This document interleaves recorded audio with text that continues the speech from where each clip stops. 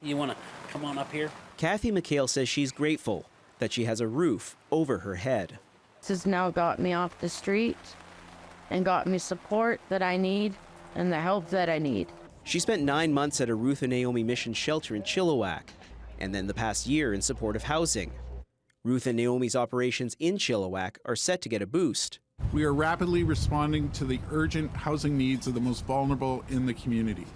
With the province bringing in more shelter and supportive housing to Chilliwack, a focus is people living in encampments. It's not safe for anyone, not for the neighbors, not for the surrounding community, and most of all, not for the people experiencing homelessness themselves.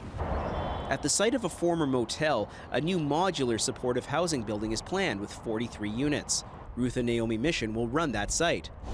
And on Trethui Avenue, 30 new shelter beds at a wellness center are in the works, run by Lookout Society. Now, a look at some of the recent numbers around homelessness in Chilliwack paint a bit of a troubling picture and could illustrate why this type of housing is so needed. In 2014, there were just 73 people in the community identified as homeless.